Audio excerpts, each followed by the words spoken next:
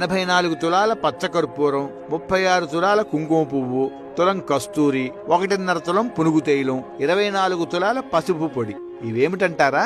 ఆపద మొక్కుల వాడికి నిర్వహించే అభిషేక సేవలో వినియోగించే పరిమళ ద్రవ్యాలు. ఇంతేనా?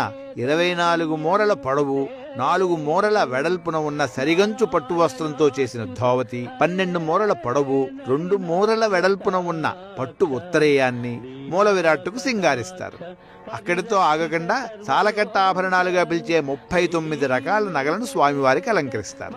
శ్రీనివాసుడి అభిషేక సేవకు మొత్తం 3 గంటల సమయం తీసుకుంటుంది. 614వ సంవత్సరం నుంచి ఇలాగే అభిషేక సేవను నిర్వహిస్తున్నారు. స్వామివారికి ప్రీతిపాత్రమైన శనివారం నాడు కాకుండా శుక్రవారం నాడే అభిషేక సేవ చేయడం వెనుక ఆయన వక్షస్థలంపై ఉన్న అమ్మవారే కారణమట.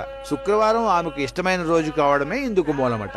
ప్రతిరోజు నిండుగా ఆభరణాలతో ధగద్ధగాయమానంగా వెలిగిపోయే అనాథ రక్షకుడు అభిషేక సేవ సమయంలో 8 అడుగుల పొడవైన సాలగ్రామ శిలారూపంలో భక్తులకు కనువిందు చేస్తాడు. సుగంధ జలాలతో సాగే వెంకన్న అభిషేక సేవ చూసి తరించాల్సిందే, ఆ మధురానుభూతిని పొందాల్సిందే.